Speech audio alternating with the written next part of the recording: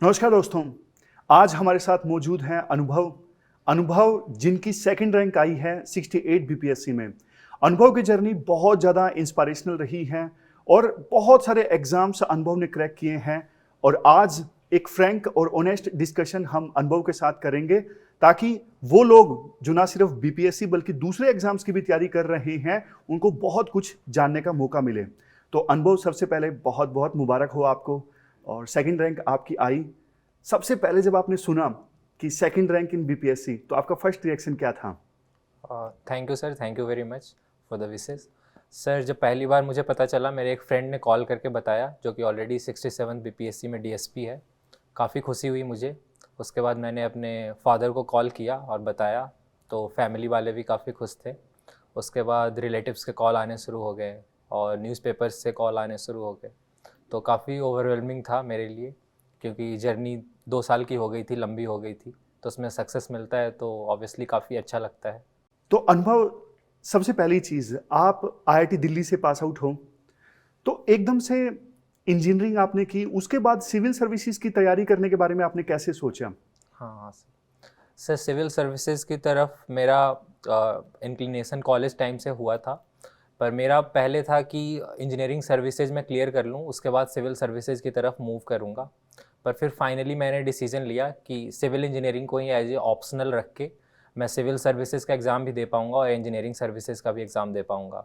तो उस डायरेक्शन में सर मेरा मेन मोटिव था कि इसमें सर गवर्नमेंट सर्विसेज में मैं डायरेक्टली सोसाइटी को इम्पैक्ट कर सकता हूँ। मेरा जो काम है प्राइवेट सेक्टर में वो इनडायरेक्ट वे में कर सकते हैं, यहाँ पे मैं डायरेक्टली कर सकता था। तो ये एक मेरा मेन मोटिव था। और उसके बाद सर जॉब डाइवर्सिटी इसमें होती है सिविल सर्विसेज में, जैसे कि आईएएस का एक काम देखते हैं, उसके अंडर सारे डिपार्टमेंट्स होते हैं। तो वो चीज़ मेरे लिए काफ़ी अट्रैक्टिव थी सर। तो इसके लिए मैंने डिसीज़न लिया कि मुझे सिविल सर्विसेज की तैयारी करनी चाहिए। और एज ए प्लान बी मैंने इंजीनियरिंग सर्विसेज, गेट का एग्ज़ाम, बीपीएससी, इनको पहले से सोचा हुआ था। इसी वजह से मैंने अपना ऑप्शनल भी सिविल इंजीनियरिंग खास करके रखा था। स्कोरिंग से ज़्यादा मेरे लिए उसको एज ए प्लान भी रखना ज़्यादा इम्पॉर्टेंट था। तो अनुभव, आपने बीपीएससी की तैयारी यूपीएससी के साथ साथ की, जी सर। तो कैसे, मतलब बीपीएससी जो है वो यूपीएससी से कैसे अलग आपको लगा? ठीक है सर। सर, बीपीएससी के जो क्वेश्चंस होते हैं प्रीलिम्स के स्पेशली, वो काफ़ी फैक्चुअल होते हैं। लेकिन 68 बीपीएससी से थोड़ा पैटर्न चेंज हुआ है और यूपीएससी की तरफ वो मूव कर रहा है क्वेश्चन का पैटर्न। प्रीलिम्स का, मेंस का तो बहुत ही ज़्यादा, ऑलमोस्ट 90%, और प्रीलिम्स का भी 50% मूव कर चुका है यूपीएससी के पैटर्न पे। तो वो सर उसमें मुझे काफ़ी आसानी हुई। और कुछ क्वेश्चंस आते हैं जो कि बिहार स्पेशल क्वेश्चंस होते हैं, बिहार हम्म। करंट अफेयर्स के क्वेश्चंस होते हैं। उसके लिए सर मैंने बिहार स्पेशल एक बुक थी वो ख़रीदा था और उसको मैंने पूरा अच्छे से पढ़ा था। कुछ पीवाईक्यूज़ देखे थे प्रीलिम्स के, क्योंकि प्रीलिम्स में कुछ रिपीट भी होते थे हम्म। क्वेश्चंस। अब तो होने थोड़े बंद हो गए हैं, पर पहले रिपीट हो जाते थे। तो उससे भी काफ़ी कुछ आइडिया लगा। और उसके बाद मैंने 1-2 बीपीएससी के भी मॉक्स दिए थे, देखने के लिए कि मेरा क्या परफॉर्मेंस रहता है। तो प्रीलिम्स तो सर मेरा जस्ट क्लियर हुआ था, ज़्यादा मार्क्स का रेंज नहीं था। पर उसका मेजर रीज़न यही था कि पैटर्न थोड़ा यूपीएससी जैसा 68th में था। और उसके लिए मैंने थोड़े दिन काम भी किया था, बजट, बिहार का इकोनॉमिक सर्वे, ये सब ऑनलाइन मैंने पढ़ लिया था। और रही बात सर मेंस की, तो मेंस में सर काफ़ी यूपीएससी से सिमिलर है। इस बार तो बहुत ही ज़्यादा था, जिसकी वजह से मेरा इतना अच्छा रैंक आ पाया, नहीं तो इतना अच्छा रैंक मेरा नहीं आ पाता अगर मैं 67 या 66 दे रहा होता तो। क्योंकि एग्ज़ाम का पैटर्न बिल्कुल यूपीएससी जैसा हो गया, शॉर्ट क्वेश्चंस बढ़ गए हैं, पेज काउंट बढ़ गया है, आपको ज़्यादा उतने ही टाइम में कंटेंट लिखना है। तो जो बीपीएससी स्पेशल स्टूडेंट्स थे उनको थोड़ी परेशानी हुई होगी इस बार। तो इस चीज़ ने सर, और फिर मैंने मेंस की तैयारी के लिए कोचिंग के मटेरियल, जो बिहार स्पेशल जो मटेरियल्स निकालते हैं कोचिंग, ऑनलाइन और फ्रीली अवेलेबल थे, उनसे शॉर्ट नोट्स बना लिए सब्जेक्ट वाइज, पॉलिटी के, इकोनॉमी के, बिहार का इकोनॉमिक स्टेटस क्या है, या पॉलिटी में वहाँ पे क्या इशूज चल रहे हैं, जैसे कास्ट सेंसस बिहार के लिए बहुत ज़्यादा इंपॉर्टेंट है। और बाकी तो सर नेशनल न्यूज़ पे भी क्वेश्चंस आते हैं, जो नेशनल लेवल पे जो करंट अफेयर्स चल रहा है, जैसे G20 पे क्वेश्चन था। तो उसमें सर मुझे ज़्यादा परेशानी नहीं हुई। सबसे ज़्यादा जो मुझे डिफ़िकल्टी का सामना करना पड़ा वो ये था कि यूपीएससी के प्रीलिम्स के 10 दिन पहले इसका मेंस था। और यूपीएससी क्योंकि मेरा मेन एम था, तो यहाँ पे बहुत मैं डायलेमा में रहता था कि ये मेरा कॉम्प्रोमाइज़ हो रहा है यूपीएससी का प्रीलिम्स, अगर इसके मैं मेंस में अगर 3 घंटे का टेस्ट लिख रहा हूँ या मेंस का इसका नोट्स रेडी कर रहा हूँ। तो यहाँ पे सर मुझे थोड़ा डिसीजन लेना था और उससे स्टिक करना था। तो मैंने 10 से 15 दिन यूपीएससी का प्रीलिम्स बिल्कुल बंद कर दिया एग्ज़ाम से, और बिल्कुल बीपीएससी का सिर्फ मैंने पढ़ा और एग्ज़ाम दे के उसके बाद मैंने यूपीएससी की जर्नी वापस स्टार्ट करी। तो मेंस में सर मेरा ये था, और इंटरव्यू के लिए सर मैंने कोई मॉक्स वगैरह नहीं दिए, इसके लिए मैंने प्रिपरेशन नहीं करा। कुछ टॉपर्स के मैंने देख लिए मॉक इंटरव्यूज़, ऑनलाइन देख लिए। और मेनली वो आपका पर्सनैलिटी चेक करता है, नॉलेज तो चेक करता नहीं है। तो न्यूज़पेपर्स पढ़ता रहता था और कॉन्फिडेंस, कंपोजर के साथ आंसर्स देना, जो आप चीज़ें ऑब्जर्व कर रहे हो, न्यूज़पेपर में देख रहे हो, तो कॉमन सेंसिकल और प्रैक्टिकल आंसर देना। तो इन चीज़ों ने मुझे लगता है इंटरव्यू में हेल्प करा, क्योंकि क्वेश्चन सारे सिचुएशन बेस्ड थे। फॉर एग्जांपल कि आप अगर DYSP बनते हो तो क्या चीज़ें आप चेंज लाओगे, ऐसी क्या चीज़ चेंज करोगे जो अभी तक लोग चेंज नहीं कर पाए हैं। तो ऐसी चीज़ें सर आपको इस किताब में नहीं पढ़ सकते हो, ये चीज़ें आपके कॉमन सेंस से और आपके ऑब्जर्वेशन से ही आप आंसर अच्छा दे सकते हो। बिल्कुल। और एक चीज़ मैं ये पूछना चाहता हूँ कि बिहार में आपने कौन सा लोकल न्यूज़पेपर पढ़ा? सर बिहार के लिए मैंने लोकल न्यूज़पेपर बस उसी दिन का मैं देख के गया था जिस दिन इंटरव्यू देने गया था। तो अच्छा। हिंदुस्तान अखबार का मैंने फर्स्ट पेज देख लिया था, क्योंकि वो लोग ऐसा क्वेश्चन पूछते हैं कि आज का इंपॉर्टेंट न्यूज़ बताओ जो चल रहा है। बिल्कुल। इसके अलावा सर मैंने बिहार का न्यूज़पेपर कभी नहीं पढ़ा। मैंने कोचिंग के नोट्स ही मेंस में यूज़ किए थे, और वो एनफ रहते हैं, इसके लिए आपको लोकल न्यूज़पेपर पढ़ने की ज़रूरत नहीं है। ठीक है। अनुभव, एक क्वेश्चन इससे रिलेटेड है। पेपर 1 में जो ग्राफ्स, स्टैटिस्टिक्स वो पोर्शन आता है, वो आपने कैसे कवर किया? सर क्योंकि मेरा टेक्निकल बैकग्राउंड रहा है, मैं IIT से ग्रेजुएट हूँ, तो वो सर मेरे लिए काफ़ी इजी था। लेकिन मैंने काफ़ी से सुना है कि वो ह्यूमैनिटीज़ वाले स्टूडेंट्स को थोड़ा उनके लिए चैलेंजिंग होता है, और उसमें मार्क्स भी सही हो तो पूरे मिलते हैं, गलत हो तो बिल्कुल ही 0 मिल जाते हैं। तो भी काफ़ी गेम चेंजर रहता है। ये चीज़ें मैंने अपने दोस्तों से सुनी है, मुझे तो उसमें सर कोई प्रॉब्लम नहीं हुआ था, क्योंकि क्वेश्चन 7th 8th क्लास के बेस्ड होते हैं। तो क्या एडवाइस देना चाहोगे उन बच्चों को, मतलब जिनको डिफिकल्ट लगता है, वो कैसे कवर करें? हाँ वैसे हाँ, तो इसके लिए सर मैं एडवाइस दूंगा कि जितने भी प्रीवियस ईयर क्वेश्चंस में वो स्टैटिस्टिक्स वाले क्वेश्चंस हैं वो आप कर लें। प्रॉब्लम हो रही है तो टीचर्स से अपने बात करें, या यूट्यूब पे भी ट्यूटोरियल्स होते हैं उससे देख के, और ज़्यादा से ज़्यादा आप प्रैक्टिस करें। जैसे उसमें अगर 6 क्वेश्चन आ रहे हैं तो आप 200 क्वेश्चन करके चले जाओ, क्योंकि एग्ज़ाम ही तो है मेन, इसी के लिए तो आप इतना टाइम दे रहे हो। तो जो आने वाली चीज़ है उसके लिए आप खूब प्रैक्टिस करके चले जाओ। तो ये सर मैं सजेशन दूंगा कि उसको प्रैक्टिस से ही बेटर कर सकते हैं वो। बिल्कुल। और अनुभव, आंसर राइटिंग में बच्चों को बहुत डर लगता है। आपने 68 बीपीएससी के लिए आंसर राइटिंग की प्रैक्टिस कैसे की? आपने तो वैसे बताया कि बहुत ज़्यादा प्रैक्टिस मैंने की थी। स्पेशली बिहार 68 के लिए आपने क्या किया? हाँ हाँ सर, तो सर इसके लिए मैंने सबसे पहले नोट्स प्रिपेयर कर लिए, प्रीवियस ईयर क्वेश्चंस देखे, बिहार स्पेशल कैसे क्वेश्चंस आते हैं, जैसे बिहार में मिनरल्स कहाँ कहाँ कौन कौन से हैं, उसका इंडस्ट्री में कैसे यूज़ कर सकते हैं। तो इस तरह के क्वेश्चंस जो थे इन पे मैंने नोट्स प्रिपेयर कर लिया, और मेरे 20-25 पेज के शॉर्ट नोट्स थे, कंसाइज थे, polity, economy, art and culture के। और उसके बाद सर आंसर राइटिंग, क्योंकि मेरा यूपीएससी के प्रिपरेशन से डिसेंट हो चुका था, तो मैंने एक मॉक टेस्ट ज्वाइन कर लिया, जो लोकल कोचिंग है जो बीपीएससी की मॉक टेस्ट प्रोवाइड करती है। और उसमें मैंने 4-5 टेस्ट लिखे, और टेस्ट में मैंने अच्छा परफॉर्मेंस करा, तो उससे मुझे काफ़ी कॉन्फिडेंस आया। और आंसर राइटिंग के लिए सर मेनली यही है, इंट्रोडक्शन, बॉडी, कंक्लूजन, जो कि चला आ रहा है कन्वेंशन, उसी में है। वैल्यू एडिशन पे फोकस करें और क्वेश्चन के डिमांड को एड्रेस करें जो पूछा है। जैसे फॉर एग्जांपल G20 पे क्वेश्चन आया था इस बार, तो थोड़ा क्वेश्चन जो था वो ट्विस्टेड था। तो जनरली लोग क्या करते हैं कि G20 याद करके गए हैं, उसके प्रोज, कॉन्स, चैलेंजेज, अपॉर्चुनिटीज़, तो उस ऑर्डर में लिख देते हैं।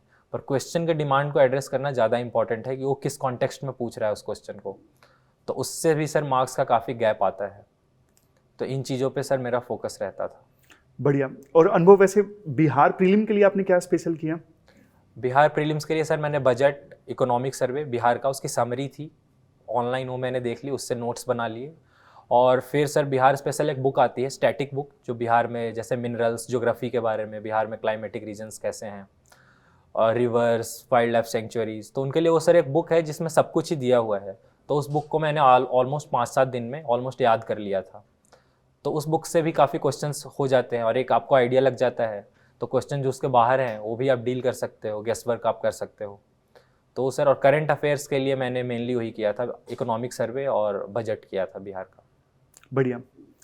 अनुभव, एक क्वेश्चन मैं ये पूछना चाहता हूँ कि देखो, कई बार ना बच्चे बीपीएससी की तैयारी स्टार्ट करते हैं, शुरुआत में ना बहुत सारी गलतियां कर देते हैं, जिसकी वजह से बहुत सारा टाइम उनका चला जाता है। हाँ सर। तो आप ना उन एस्पायरेंट्स को, मतलब जिन्होंने अभी अभी तैयारी स्टार्ट की है, बिगनर्स, हाँ उनको शुरुआत में क्या एडवाइस देना चाहोगे कि आपको ये गलतियां नहीं करनी है? हाँ हाँ सर, इसमें मैं पहला एडवाइस दूंगा कि वो लोग सिलेबस को पहले देखें और उसको पढ़ें और उसको रेगुलरली पढ़ते रहें और कोर्सेज अपने कंप्लीट करते रहें। कोर्सेज इन द सेंस कि सब्जेक्ट्स कंप्लीट करते रहें, जैसे ज्योग्राफी कंप्लीट कर रहे हैं, साथ में हमेशा वो सिलेबस को रख रहे हैं और क्वेश्चंस को बीच बीच में वो देख रहे हैं, प्रीलिम्स के क्वेश्चंस को, मेंस के क्वेश्चंस को। और जब एक सब्जेक्ट खत्म हो रहा है तो उसके बाद टेस्ट जरूर दें। अगर मेंस का नहीं, आंसर राइटिंग नहीं भी करें तो प्रीलिम्स का जरूर दें। जैसे ज्योग्राफी उन्होंने ख़त्म किया है अगर, तो उस पर ज्योग्राफी के सारे PY यूज़ कर लें और ज्योग्राफी के मॉक टेस्ट जो कोचिंग प्रोवाइड करते हैं वो कर लें। तो क्वेश्चन से सर काफ़ी क्लैरिटी आएगा कि क्वेश्चंस कहाँ से आ रहे हैं, उनसे कैसे टैकल करना है, कितना डेप्थ में लोग पूछ रहे हैं। तो ये चीज़ एक बहुत कॉमन चीज़ है, पर बहुत बच्चे इसको मिस कर देते हैं। और ये चीज़ मुझे लगता है कि काफ़ी डिफाइनिंग होता है कि किसी की अंडरस्टैंडिंग को, जो एग्ज़ाम में जो गैप आता है, अंडरस्टैंडिंग में जो डिफरेंस आता है, मुझे लगता है एक बहुत बड़ा फैक्टर रहता है। जैसा कि सारे टॉपर्स ही बोलते हैं कि PYQ बहुत इंपॉर्टेंट है और सिलेबस बहुत इंपॉर्टेंस है, पर इस चीज़ को इम्प्लीमेंट करने में मुझे लगता है कि काफ़ियों को मुश्किल होती है। उसकी वजह से सर वो जो गैप होता है वो क्रिएट होता है। तो मैं उनको ये चीज़ बोलूँगा और उसके बाद उनको ये चीज़ टेस्ट वाली मैं बात बोलूँगा। काफ़ी टॉपर्स बोलते रहते हैं पर इम्प्लीमेंट करने में काफ़ी बच्चे पीछे रह जाते हैं। इसके पीछे मुझे जो रीज़न लगता है, मेरे दोस्तों में मैंने नोटिस किया था कि जैसे उन्होंने टेस्ट दिया कोई तो मार्क्स कम आ गए, तो फिर चलो कि अगला टेस्ट देते हैं। तो जब 3-4 टेस्ट में लगातार मार्क्स कम आते हैं, 50-60 में आ जाते हैं, तो लोग टेस्ट देना ही बंद कर देते हैं। कुछ ब्लेम कर देते हैं कि ये कोचिंग वाले डिफरेंट टाइप ऑफ टेस्ट बनाते हैं, UPSC तो ऐसा नहीं पूछता है। तो ये चीज़ जो करता है उसको बहुत मुश्किल होती है प्रीलिम्स क्लियर करने में खास करके। और जो इस चीज़ को करता रहता है एक दिन वो 50-60 से 90s 100s में ज़रूर जाता है। तो मैं ये चीज़ बोलूँगा कि ये गलती बिल्कुल ना करें अपने आप को जज करने का शुरू के स्टेजेस में, और स्लोली मार्क्स बढ़ेगा ही। तो ये सर मैं बताना चाहूँगा। बहुत बढ़िया एडवाइस आपने एस्पायरेंट्स को दी और ये काफ़ी हेल्पफुल भी रहेगी। जी। और ऐसे के बारे में भी काफ़ी बच्चों को कन्फ्यूजन रहती है। आप शुरुआत से ही ऐसे लिखना आपने स्टार्ट कर दिया था? जी नहीं सर, मैंने GS ऑलमोस्ट मेरा कंप्लीट हो गया था तब मैंने ऐसे लिखा था। और ऐसे के लिए कुछ अलग आपने किया? ऐसे के लिए सर मैं एक चीज़ ये करता था, मुझे बुक पढ़ना ज़्यादा पसंद नहीं है क्योंकि लेंदी होता है। तो जो भी बुक्स जो मार्केट में आती हैं, जो नॉन फिक्शन बुक्स हैं, जो फेमस बुक्स हैं, जैसे कि होमो डिवर्स करके बुक है, सेपियंस करके बुक है, तो ये चीज़ें UPSC कम्युनिटी में फेमस हैं। तो इन बुक्स का मैं यूट्यूब पे ऑथर्स आके अपने बुक्स को एक्सप्लेन करते हैं 2 घंटे की, 3 घंटे की वीडियोज़ में। तो मैं उन वीडियोज़ को सुन लेता था जिससे मुझे बुक का ओवरऑल आइडिया हो जाता था। तो इन बुक्स को अगर आप कोट करते हो तो इससे ऐसे बेटर होता है। और ये खैर ये ज़रूरी एलिमेंट नहीं है, अगर आप इनको कोट नहीं भी करो, आपका कोहेरेंस है, फ्लो है, अच्छा है, टॉपिक पे आपका कमांड है, पर ये काफ़ी सारे वेज हैं जो लोग फॉलो करते हैं। मुझे ये चीज़ बेटर लगता था और मुझे लगता है कि इस चीज़ ने मुझे हेल्प करी। और फिर ऐसे का सर एक फ्रेमवर्क होता है कि आप इंट्रोड्यूस करो चीज़ें, थेसिस स्टेटमेंट दो, तो वो चीज़ों को आप फॉलो करो। और ऐसे में फ़्लो बहुत इंपॉर्टेंट है जिसका मैंने इस बार ध्यान रखा था। फर्स्ट अटैम्प्ट में मेरा UPSC में ये थोड़ा गड़बड़ हुआ था, फ़्लो मेरा टूट जाता था, तो फ़्लो का मैंने ध्यान रखा इस बार। और जो टॉपिक जो पूछ रहा है उसमें कंप्रिहेंसिव ऐसे लिखने का मैंने ट्राई किया, क्योंकि इसमें 3 ऐसे थे BPSC में, और 3 ऐसे 3 घंटे में लिखना थोड़ा एक चैलेंजिंग टास्क होता है। UPSC में भी 3 घंटे में 2 ही ऐसे लिखना होता है। तो इसमें इन चीज़ों का ध्यान रखना काफ़ी इंपॉर्टेंट था। तो ये चीज़ें सर मैंने ऐसे के लिए की थी। बढ़िया। और अनुभव, एक क्वेश्चन इंटरव्यू से रिलेटेड है। आपने BPSC में इंटरव्यू दिया, आपका एक्सपीरियंस कैसा रहा इंटरव्यू देने के बाद? और इंटरव्यू के लिए आपने तैयारी कैसे की? हाँ सर इंटरव्यू के लिए मैं न्यूज़पेपर रोज़ पढ़ रहा था, द हिंदू, इंडियन एक्सप्रेस पढ़ रहा था, और लोकल न्यूज़पेपर तो मैंने बस उसी एग्ज़ाम के दिन देखा था।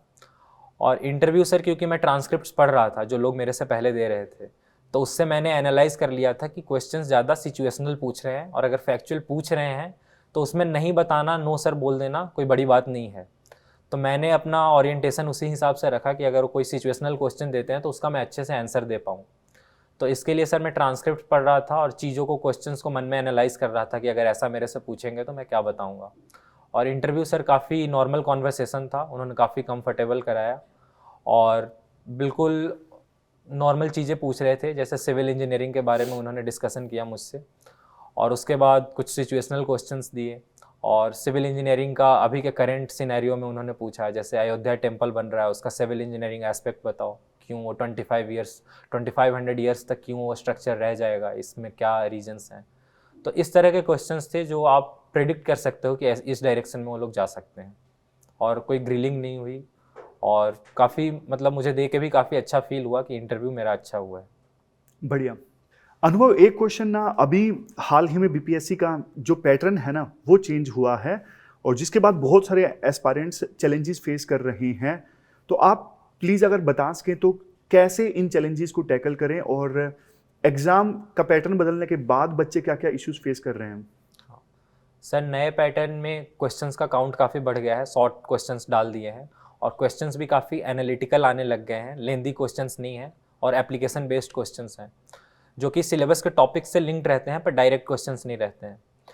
तो सर दो इशू आ जाता है, एनालिटिकल क्वेश्चंस का और स्पीड इशू आ जाता है।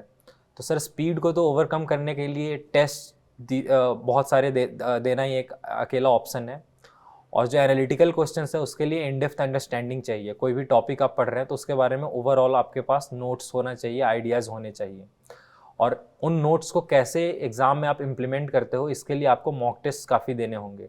क्योंकि स्टार्टिंग में आप लिख रहे होगे तो डायरेक्ट जो आपके नोट्स में हो डायरेक्ट उतार रहे होगे याद करके, लेकिन उसको कैसे क्वेश्चन के हिसाब से, डिमांड के हिसाब से मोल्ड करना है, ये आप प्रैक्टिस से और टेस्ट लिख के धीरे धीरे एनालाइज करोगे फीडबैक लेके। तो इन दोनों चैलेंजेस को ओवरकम करने के लिए सर मैं यही चीज़ बोलूँगा कि जो अभी नया पैटर्न आया है उसके हिसाब से मॉक टेस्ट दें, और जो भी अभी क्वेश्चंस 2 अभी हो गए हैं, 68 69 हो गया है, उनको एज ए बेस बना लें कि इस तरह के क्वेश्चंस एक्सपेक्ट कर रहे हैं, बीपीएससी आपसे पूछना चाह रहे हैं। तो इस चीज़ पे फोकस करें तो स्लोली ये चीज़ ओवरकम कर सकते हैं। ये खास करके उनके लिए है जो कोर बीपीएससी एस्पिरेंट्स हैं, जिन्होंने यूपीएससी की कभी तैयारी नहीं की है। जिन्होंने यूपीएससी की तैयारी की है उनके लिए ऑब्वियसली ये चीज़ ईजी है, क्योंकि यूपीएससी में भी लगभग इतना ही कंटेंट लिखना होता है उतने ही टाइम में, और इसी टाइप के क्वेश्चंस होते हैं। बढ़िया, सही ढंग से एक्सप्लेन किया अनुभव आपने। एक चीज़, जैसे ना बच्चों को ये कन्फ्यूजन होती है, खास करके जो कॉलेज में होते हैं, क्या कॉलेज के दौरान ही बीपीएससी की या फिर यूपीएससी की तैयारी स्टार्ट कर दी जाए, या फिर ग्रेजुएशन के बाद? आप क्या एडवाइस देना चाहेंगे इस बारे में, आपका पर्सनल एक्सपीरियंस के आधार पर? सर बहुत लोग कॉलेज में ही स्टार्ट कर देते हैं, बहुत लोग फर्स्ट ईयर में ही कर देते हैं, पर जैसा कि मेरा एक्सपीरियंस रहा है सर, मेरा रहा है कि जल्दी स्टार्ट करने का बहुत ज़्यादा फ़ायदा नहीं है, क्योंकि जो चीज़ें हैं वो 1 साल में आप ऐसे भी कवर कर लोगे अगर आप सिंसियरली प्रिपेयर करते हो तो मैं कॉलेज टाइम को चाहूँगा कि बच्चे और चीज़ें एक्सप्लोर करने में बिताएं, इसमें नहीं बिताएं, क्योंकि ऑब्वियसली इसमें आपको टाइम देना ही होगा। तो मेरा यही सजेशन रहेगा कि कॉलेज में कॉलेज की चीज़ें करें, और कॉलेज से फाइनल ईयर में भले ही वो स्टार्ट कर सकते हैं, अपना ऑप्शनल वगैरह प्रिपेयर करना स्टार्ट कर सकते हैं, पर जनरल स्टडीज़ है जो बहुत ज़्यादा टाइम रिक्वायर नहीं करता है। तो जनरल स्टडीज़ के लिए मैं सजेस्ट करूँगा कि कॉलेज ख़त्म होने के बाद ही वो स्टार्ट करें, और 1 साल का टाइम लें, और 1 साल इनफ है प्रिपेयर कर लेने के लिए। और जिनका नहीं भी हो रहा है तो उसके लिए मुझे लगता है मेरे हिसाब से कि टाइम उनके लिए कोई इशू नहीं था, जिनका पहली अटैम्प्ट में नहीं हो रहा है। और भी क्योंकि एग्ज़ाम इतना कॉम्प्लेक्स है, मल्टीपल रीजंस होते हैं, आपने गलत डायरेक्शन में थोड़ा पढ़ाई की, बहुत सारे रीजंस हैं। टाइम मेरे हिसाब से sir, in my opinion, time कोई बहुत बड़ा इशू नहीं होता है। ठीक है अनुभव, वैसे देखो 2 साल हो गए आपको तैयारी करते करते, है ना? हाँ सर। तो तैयारी के दौरान ऐसा तो है नहीं कि हम सारा दिन पढ़ते रहते हैं। हाँ सर। तो आप अपने आप को हाईली मोटिवेटेड रखने के लिए थोड़ा बहुत तो एंटरटेनमेंट भी करते होंगे। हाँ हाँ। आप कैसे मतलब ये सब चीज़ें करते थे? हाँ सर मेरा एक था कि मैं इवनिंग में 5 to 7 रोज़ फिजिकल एक्सरसाइज करता था। बगल में एक पार्क था, वहाँ पे रनिंग कर लेता था, कुछ फिजिकल वर्कआउट कर लेता था। और इसके अलावा एक सोर्स ऑफ एंटरटेनमेंट सर होता था कि मैं कुछ डॉक्यूमेंट्रीज़ देख लेता था, जो कि मेरा इंटरेस्ट में है। जैसे आर्टिफिशियल इंटेलिजेंस में मुझे काफ़ी इंटरेस्ट था, तो इसकी डॉक्यूमेंट्रीज़ देख लेता था, इसके ऊपर पॉडकास्ट सुन लेता था यूट्यूब पे। और फिर मैं काफ़ी सारे ऑथर्स के भी वीडियोस देखता था, जैसे कि मैंने बताया। तो इन चीज़ों से सर मैं थोड़ा एग्ज़ाम ओरिएंटेड भी रहता था और मेरा इंटरटेनमेंट भी हो जाता था।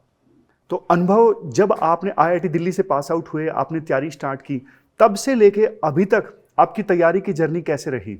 जी सर मैंने कॉलेज के फाइनल ईयर में मन बना लिया था सिविल सर्विसेज करने का। तो जनरल स्टडीज़ की तैयारी तो नहीं, पर सिविल इंजीनियरिंग जो अब मेरा ऑप्शनल सब्जेक्ट जिसको मैं चुनने वाला था, उसकी तैयारी मैंने शुरू कर दी थी। और जैसे ही मैं कॉलेज से पास आउट हुआ, उसके बाद मैंने जनरल स्टडीज़ प्रिपेयर करना शुरू किया। इसमें सर मुझे लगभग 1 साल का समय लग गया। मैंने अप्रैल से स्टार्ट किया था, तो मार्च आते आते मेरा लगभग सिलेबस कंप्लीट हो चुका था। उसमें मेंस का भी काफ़ी प्रिपरेशन मैं कर चुका था। और प्रीलिम्स से 3 महीने पहले मैंने टेस्ट लिखने शुरू कर दिए, प्रीलिम्स के लिए मॉक्स देने। और मेरा टारगेट था कि 90 दिन में मैं 100 टेस्ट दे के जाऊँगा। 100 टेस्ट आपने 100 दिए? टेस्ट, और फिर 100 टेस्ट में वो कंप्लीट करके भी गया फाइनली। तो मेरा था सर कि अगर फाइनल मंथ में जिस मंथ में मेरा एग्ज़ाम है, अगर उस मंथ में मेरे ऑलमोस्ट सारे मॉक्स में अगर कट ऑफ से ऊपर मार्क्स आ रहे हों तो फाइनल डे में सिलेक्शन के चांसेस काफ़ी बढ़ जाएंगे, बिल्कुल। जो कि फाइनली हुआ। मेरे मार्क्स वैसे ही आए जैसे मॉक्स में आ रहे थे। इसके बाद सर मैं मेंस के लिए, अब मेंस के अपने नोट्स मैंने ऑलरेडी बना लिए थे। मैं ऑनलाइन नोट्स बनाता था एवर नोट पे, जिसमें काफ़ी टॉपर्स के चैनल्स ने हेल्प किया था मुझे। और उसके बाद मैंने 3 महीने जो टाइम होता है उसमें भी टेस्ट पे बहुत फोकस किया और काफ़ी मैंने टेस्ट लिखे। मेंस के भी, जीएस के भी मैंने ऑलमोस्ट 40 टेस्ट लिखे थे और ऑप्शनल के भी मैं टेस्ट लिख रहा था। पर मेंस के एग्ज़ाम के टाइम में मुझे जीएस और ऑप्शनल के बीच में जो 5 डे का ब्रेक होता है उसमें डेंगू हो गया। एग्जाम के बीच में? एग्ज़ाम के बीच में हो गया सर, जिससे 5 दिन में मैं कुछ बहुत ज़्यादा तो पढ़ नहीं लेता, पर साइकोलॉजिकली मेरा काफ़ी उससे नेगेटिव इम्पैक्ट पड़ा। बिल्कुल, वीकनेस भी आती है डेंगू में तो काफ़ी। हाँ, वीकनेस काफ़ी थी, तो उससे मेरा सर एग्ज़ाम थोड़ा हैम्पर हुआ। और फाइनली उसके बाद सर मैंने गेट का भी एग्ज़ाम दिया था 2022 में। तो उस रैंक से मैंने एक PSU ज्वाइन किया था, EIL जिसका नाम था। तो मैं फिर दिल्ली आ गया, गुड़गांव शिफ्ट हो गया और 2 महीने मैंने जॉब की अक्टूबर और नवंबर मंथ में। तो मैं वेट कर रहा था UPSC रिज़ल्ट का। मैं होपफुल था कि इंटरव्यू कॉल आएगा तो फिर यहीं पे मैं मॉक्स वगैरह दूंगा, प्रिपेयर करूंगा। पर 6 दिसंबर को रिज़ल्ट आया और उसमें मेरा सिलेक्शन नहीं हुआ, जिससे सर काफ़ी मैं लो फेज़ में लाइफ पे गया। और मैंने फिर डिसाइड करा कि मैं जॉब छोड़ दूंगा, एक अटेम्प्ट मुझे और देना चाहिए। अब मेंस एग्जाम नहीं क्लियर हुआ, उसके बाद आपने जॉब छोड़ने का फैसला लिया? Yes sir. तो जिस जॉब थी इंजीनियरिंग इंडिया में? इंजीनियर्स इंडिया लिमिटेड करके Okay. PSU है। तो फिर मैंने सर जॉब छोड़ने का डिसाइड करा और अगले ही दिन रिजल्ट के मैंने रिज़ाइन कर दिया और फिर घर वापस चला गया मैं। तो सर डिसीजन तो मैंने लिया, पर 2 महीने मेरे लिए बहुत लो फेज़ था। मैंने कुछ पढ़ाई नहीं की और उस चीज़ से निकलने में मुझे काफ़ी टाइम लगा। मुझे लगा 8-10 दिन में निकल जाऊंगा, पढ़ाई करने लगूंगा वापस, पर मुझे ऑलमोस्ट 2 महीने लग गए। तो सर ये जर्नी काफ़ी मेरे लिए चैलेंजिंग था। जो देखो अनुभव, बहुत सारे स्टूडेंट्स इस प्रकार से, कई बार प्री नहीं होता, कई बार मेंस नहीं होता, जी जी। तो काफ़ी ना लो फेस में आ जाते हैं। हाँ हाँ सर। इवन मुझे भी काफ़ी दुख हुआ था जब एक बार मेरा प्री नहीं निकला था। तो आप इस फेस से कैसे निकले? हाँ सर इस फेज से निकलने में मेरा हेल्प करा, एग्ज़ाम्स ने हेल्प करा। जो कि इस बार मेरा स्ट्रैटेजी था कि जो भी UPSC रिलेटेड एग्ज़ाम्स मैं दे सकता हूँ वो सारे दूंगा, ताकि मैं बिज़ी रहूँ, मुझे सोचने का ज़्यादा टाइम नहीं मिले। तो इसलिए सर मैंने इस साल 5-6 एग्ज़ाम्स दिए, जिनमें कि सिविल सर्विसेज का एग्ज़ाम था, फिर फॉरेस्ट सर्विसेज का भी मैंने प्रीलिम्स क्लियर किया, फिर इंजीनियरिंग सर्विसेज का एग्ज़ाम मैंने दिया, फिर CAPF का एग्ज़ाम मैंने दिया, फिर EPFO का एग्ज़ाम भी मैंने दिया और फिर BPSC का भी एग्ज़ाम मैंने दिया। तो इन चीज़ों ने सर मुझे बिज़ी रखा। इसका मैंने ज़्यादा प्रिपरेशन नहीं करा क्योंकि सिलेबस कॉमन है, तो 1-2 दिन देख के चला जाता था, वो एग्ज़ाम टू एग्ज़ाम डिपेंड करता था। BPSC में काम मैंने 15-20 दिन किया, क्योंकि BPSC का जो मेंस था वो UPSC प्रीलिम्स के 10 दिन पहले था। तो कोलाइड कर रहा था, और क्योंकि मेंस और प्रीलिम्स काफ़ी डिफरेंस होता है, तो उसमें सर थोड़ा मुझे टाइम मैनेज करना पड़ा।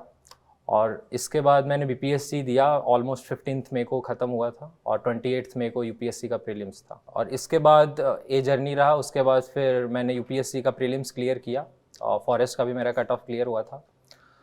तो फिर उसके बाद फिर मैं UPSC की तैयारी में लग गया। लेकिन उसके बीच में 20 दिन का जो स्लॉट होता है, इंजीनियरिंग सर्विसेज का मेरा मेंस था 25 जून को और 28 मई को प्रीलिम्स ख़त्म हुआ था UPSC का।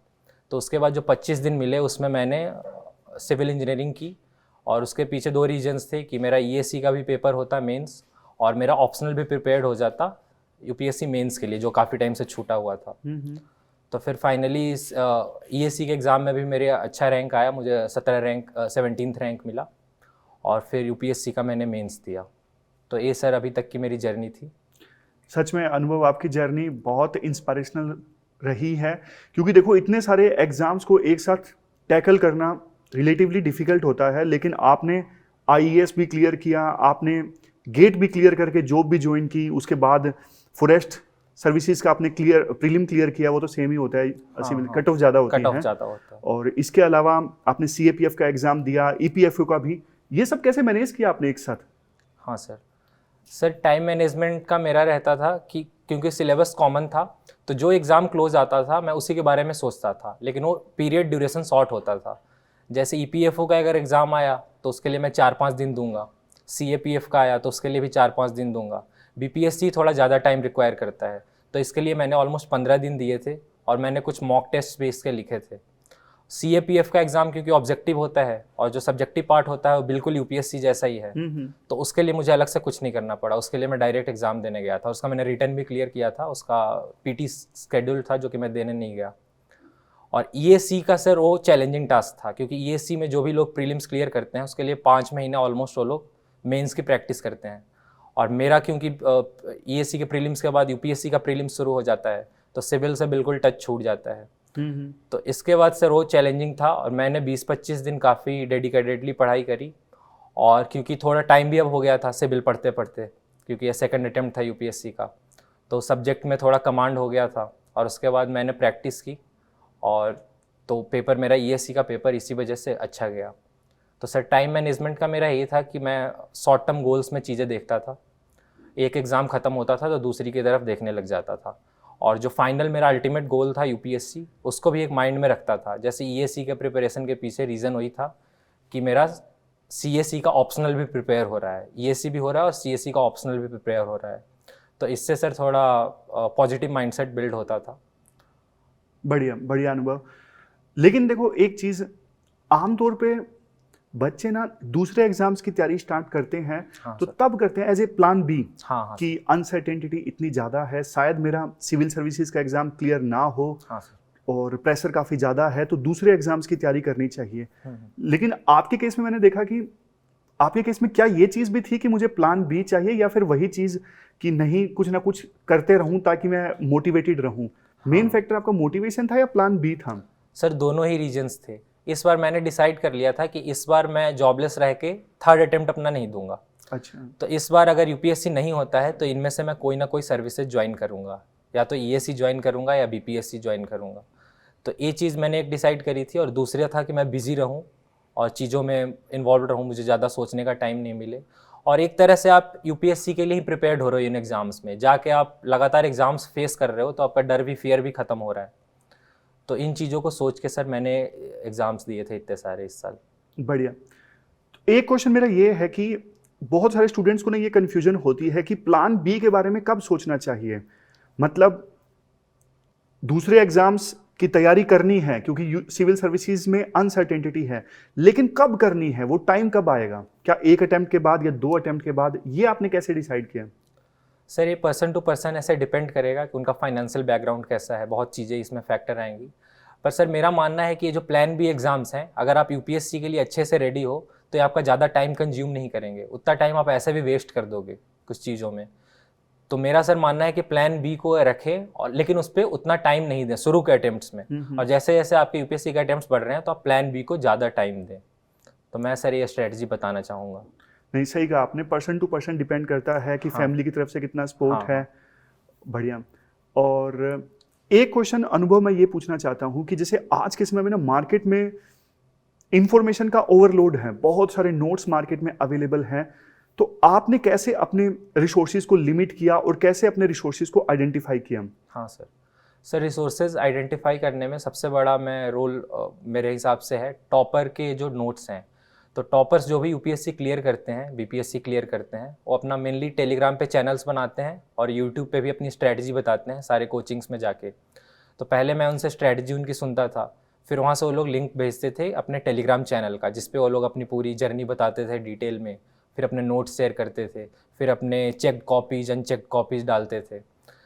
तो उन चैनल्स में सर मैं जाके काफ़ी सारे टॉपर्स का देख के फिर मैंने अपने नोट्स बनाने शुरू करे, और वो नोट्स टॉपर के नोट्स पे बेस्ड थे, क्योंकि टॉपिक वाइज मैंने नोट्स बनाना शुरू करा। तो कंटेंट फिल्टर आउट करने में इसका बहुत इंपॉर्टेंट था सर। और टेस्ट मैंने थोड़ा जल्दी देना शुरू कर दिया था। तो लिख के आप ज़्यादा आपको फील आएगी कि क्या चीज़ें ज़रूरी है, कितना मैं याद करता हूँ और लिख कितना पाता हूँ। तो इन चीज़ों से सर स्लोली रिपीटेशन से बार बार टेस्ट लिख के ऑटोमेटिकली सबकॉन्शियस में क्लैरिटी आपको आती रहेगी। तो मेरा सर यही स्ट्रैटेजी रहा। और कोचिंग्स की भी मैंने हेल्प ली, मटेरियल्स होते हैं, मैगजीन्स होते हैं, तो उनसे भी अपने नोट्स को अपडेट करते रहा। और न्यूज़पेपर का बहुत इंपॉर्टेंट रोल मैं बताना चाहूँगा इसमें। न्यूज़पेपर्स ने मेंस में स्पेशली बहुत हेल्प किया मुझे। जो एडिटोरियल्स आते हैं उसमें इंट्रोडक्शन, कंक्लूजन बहुत मिलता है, और रोज़ रोज़ न्यूज़पेपर देख के आपको चीज़ों का एक कॉमन सेंसिकल आइडिया हो जाता है। और मेंस में ज़्यादातर क्वेश्चंस ऐसे ही होते हैं, सब्जेक्टिव क्वेश्चंस, जो आपका फंडामेंटल क्लियर है और आप कॉमन सेंस से आप चीज़ें देख रहे हो, ऑब्जर्व कर रहे हो, तो आंसर्स आप नोटिस करोगे कि टॉपर्स के भी कुछ बहुत हाई फाई आंसर्स नहीं होते हैं। वो आसपास जो ऑब्जर्व कर रहे हैं, जो न्यूज़पेपर में दिख रहे हैं, वही आंसर्स लिखते हैं। कुछ उसमें वैल्यू एडेड मटेरियल, कुछ कमिटी वगैरह डाल के या फ्लो चार्ट डाल के उसको इम्प्रूव करते हैं। तो न्यूज़पेपर्स ने भी बहुत ज़्यादा मुझे हेल्प करी। स्टार्टिंग में प्रॉब्लम होती थी न्यूज़पेपर्स पढ़ने में कि क्या इंपॉर्टेंट है क्या नहीं है, पर एक बार सिलेबस और PYQ समझ गया मैं, तो चीज़ें देख के ही, जैसे कोई एडिटोरियल आया तो उसको देखते ही पता चल जाता था कि सिलेबस के इस टॉपिक का एडिटोरियल है। तो मैं ऑनलाइन अपने नोट्स खोलता था और वहाँ से कुछ अगर अच्छा इंट्रोडक्शन है, अगर कुछ डेटा है, कुछ फिगर है, कुछ कंक्लूजन है, तो उसको अपने नोट्स में मैं कॉपी पेस्ट कर लेता था। मैं ऑनलाइन ही न्यूज़पेपर भी पढ़ता था। अनुभव, एक क्वेश्चन मैं ये पूछना चाहता हूँ, जैसे आपने बोला ये ना, बहुत सारे स्टूडेंट्स मुझे भी बोलते हैं कि हम ना टॉपर्स के आंसर देखते हैं। हाँ सर। और ऐसा नहीं कि हमें लगे कि टॉपर ने बहुत ही अच्छा आंसर दे दिया है या लिख दिया है। हाँ सर। तब उन स्टूडेंट्स को मैं बताता हूँ कि देखो यहाँ पे टॉपर्स ने कैसे वैल्यू एडिशन किया है, डेफिनेशन में कैसे वैल्यू एडिशन किया है, कंक्लूजन कैसा लिखा है, एग्जाम्पल्स, ये छोटी छोटी जो चीज़ें हैं ना, वो सच में डिफरेंस क्रिएट करती हैं। हाँ हाँ सर। और एक क्वेश्चन मैं ये पूछना चाहता हूँ कि ओनली आईएएस आपकी तैयारी में कैसे हेल्पफुल रहा? हाँ सर। सर ओनली IAS ने बुकलेट्स इस बार रिलीज किए थे, अपडेट किया था, पहले भी शायद थे, प्रहार जो बुकलेट्स थे। तो प्रीलिम्स और मेंस के बीच में मेरा नोट्स ऑलरेडी प्रिपेयर्ड था पिछले अटेम्प्ट से, तो मैंने अपने सारे नोट्स को ओनली IAS के उन बुकलेट्स से अपडेट करा, जो कि मैंने ऑलमोस्ट सारे ही बुकलेट्स यूज़ करे थे और जो कि काफ़ी हेल्पफुल था। इसमें एक जगह टॉपिक वाइज जो नोट्स की मैं बात कर रहा हूँ, इन्होंने बना के दे दिया है ऑलरेडी। और इसके अलावा इसमें वैल्यू एडिशन मटेरियल एक जगह काफ़ी कॉम्प्रिहेंसिव वे में डाला हुआ था।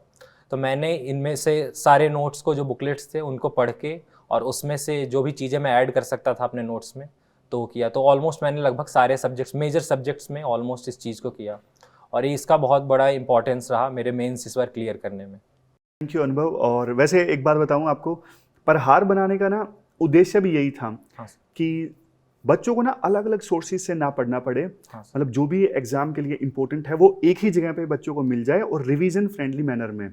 मेंस के लिए प्रहार है और प्रीलिम के लिए उड़ान। दोनों का मकसद सेम है। हाँ। सेम सोर्स में सब कुछ मिल जाए बच्चों को और आसानी से रिवीजन हो जाए। जी। अनुभव, एक क्वेश्चन डिस्ट्रैक्शन से संबंधित आता है। आज के समय में ना आप देखते हो एल्गोरिथम। एल्गोरिथम तो आपको पता है, सारे सोशल मीडिया प्लेटफॉर्म्स का एक ही ऑब्जेक्टिव है कि यूजर्स ज़्यादा से ज़्यादा टाइम जो है ना वो एप्लीकेशन पे बिताएं और उसी हिसाब से उनके जो एल्गोरिथम है वो डिफाइंड हैं। और भी अनेकों तरह की डिस्ट्रैक्शंस आज के समय में स्टूडेंट्स फेस करते हैं, तो आप कैसे इन डिस्ट्रैक्शन से बचें? हाँ सर, इसमें डिसिप्लिन का काफ़ी रोल होता है। मैंने जैसे ही एग्ज़ाम साइकिल में आता हूँ, अपना सारा सोशल मीडिया डिलीट कर देता हूँ, फेसबुक, इंस्टाग्राम, व्हाट्सएप, तो इन चीज़ों से दूर हो जाता हूँ। बाकी जो यूट्यूब पे भी काफ़ी लोग स्क्रॉलिंग करते हैं, तो उससे बचने के लिए मेरा था कि मैं एजुकेशनल चीज़ें देखता था यूट्यूब पे, तो उससे मेरे सजेशंस भी उस तरह के आते थे। तो अगर 1-2 घंटा टाइम मेरा वेस्ट भी हो रहा है ना, तो एक तरह से प्रोडक्टिव वे में हो रहा है। आपको कुछ ना कुछ चीज़ें सिखा रहा है जो आपको कभी एसे में काम आएगा, मेंस में काम आएगा। जैसे काफ़ी ऑथर्स को मैं फॉलो करता था, युवल नोआ हरारी हो गए, रिचर्ड डॉकिंस हो गए, तो इन चीज़ों को, या कोचिंग के भी वीडियोज़ होते हैं, न्यूज़पेपर एनालिसिस, या कुछ टॉपिक जो अभी करंट अफेयर्स में चल रहा है उसका एनालिसिस होता है। तो फीड देखते देखते AI ऐसा आपका बिल्ड कर देता है यूट्यूब पे कि सारी एजुकेशनल चीज़ें ही आ रहे हैं, तो आप जो भी अगर देख रहे हो आपको कहीं ना कहीं काम आएगी। और बहुत ज़्यादा आप इस चीज़ में ना घुसे। इससे बचने का मेरा तरीका होता था कि मैं रोज़ टेस्ट लिखता था, प्रीलिम्स हो या मेंस हो। तो अगर मैं टाइम वेस्ट कर रहा हूँ तो टेस्ट में मेरा परफॉर्मेंस ख़राब होगा ऑब्वियसली, क्योंकि रिवीजन का टाइम नहीं मिलेगा। तो जब भी मार्क्स कम आते थे तो मैं डिमोटिवेट होता था कि अगर आज कम आए हैं तो एग्ज़ाम वाले दिन भी कम आ सकते हैं। तो इससे सर चेक्स एंड बैलेंसेज में रहता था मेरा प्रिपरेशन। आप डेली टेस्ट लिखते थे? हाँ डेली सर, प्री हो या मेंस। अच्छा, मतलब प्री से पहले कितने दिन पहले आप डेली टेस्ट लिखना स्टार्ट कर देते थे? फर्स्ट अटेम्प्ट में सर मैंने 100 दिन, 90 से 100 दिन पहले शुरू किया था और हर दिन एक टेस्ट लिखता था, तो 100 टेस्ट हो गए। सेकेंड अटेम्प्ट में मैं 50 टेस्ट लिख के गया था, तो इसमें थोड़ा सा लेस फ्रीक्वेंट लिखता था। प्रिपरेशन इसमें भी 2 महीने 2.5 महीने पहले शुरू किया था सेकंड अटेम्प्ट में प्रीलिम्स का। और मेंस में तो मिनिमम 1 टेस्ट और कभी कभी तो 2 टेस्ट भी होता था, जब सेंटर पे जाके सिमुलेट कर रहे हैं एग्ज़ाम को। हाँ, प्रैक्टिस का बहुत बड़ा रोल है और आपने बहुत जब दब के प्रैक्टिस की। हाँ सर, मेरा मेन वही USP ही वही था। ठीक है। और अनुभव, डिस्ट्रैक्शन का आपने बताया कि आप तो सब कुछ ऑफ कर देते थे, इंस्टाग्राम वगैरह, जैसे ही एग्जाम नज़दीक आता। हाँ सर। लेकिन देखो, फिर उसी समय कई बार ये आता है कि टेक्नोलॉजी का रोल भी काफ़ी ज़्यादा है। टेक्नोलॉजी को आप अच्छे से इस्तेमाल करो ना तो तैयारी को बहुत बढ़िया ढंग से आप कर सकते हो। और आपने तो नोट्स भी एवरनोट पे बनाए। हाँ सर। तो आप क्या एडवाइस देना चाहोगे एस्पायरेंट्स को कि वो टेक्नोलॉजी का कैसे इस्तेमाल करें अपनी तैयारी में?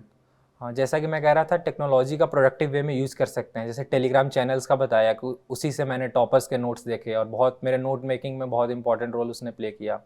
यूट्यूब का मैंने बताया कि ऐसे के लिए आइडियाज़ मिलते थे, या जो करंट इशूज़ चल रहे हैं उसके भी आइडियाज़ मिलते थे। तो टेक्नोलॉजी का एक पॉजिटिव यूज़ ये हो गया है, एक यूज़ हो गया कि आप स्क्रॉल कर रहे हैं, मीम्स देख रहे हैं, तो ये आपको डिसाइड करना होगा कि कौन सी चीज़ आपको एग्ज़ाम में हेल्प करेगी। ये क्लैरिटी एक बार आ जाएगी तो आपका टाइम वेस्ट कम हो जाएगा, और जो आप लेज़र एक्टिविटीज़ में जो टाइम स्पेंड भी कर रहे हैं वो भी आपको एग्ज़ाम में कहीं ना कहीं हेल्प कर रहा है। बिल्कुल सही कहा। और अनुभव, एक चीज़ तैयारी के दौरान ना पेरेंट्स का सपोर्ट काफ़ी ज़्यादा होता है तैयारी में। और कई बार तो मतलब एक कहावत है कि इवन बच्चों के साथ साथ पेरेंट्स भी तैयारी करते हैं। जी।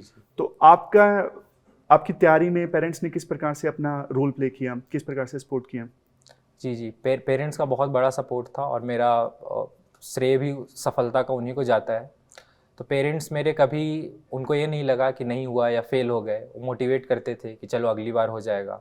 तो ये बहुत इंपॉर्टेंट रोल था। और बाकी जो भी हो तो हर पेरेंट्स का ही होता है कि उनको लगता है कि बच्चा उनका अच्छा करे, तो इसके लिए काफ़ी सपोर्टिव रहते हैं। एग्ज़ाम टाइम में आपके हिसाब से उठेंगे, आपके हिसाब से लंच बनेगा, डिनर बनेगा, आपको डिस्टर्ब नहीं करेंगे। ज़्यादा फैमिली का आना जाना कम हो जाता है ताकि उनको लगता है कि डिस्टर्ब ना हो जाए बच्चा। तो ये चीज़ें सर तो कॉमन है, वो रहता ही है। तो इन चीज़ों ने भी काफ़ी हेल्प करी। जिनके साथ ये इशूज़ होता होगा उनके साथ मैं इमेजिन कर सकता हूँ कितना प्रॉब्लम होता होगा।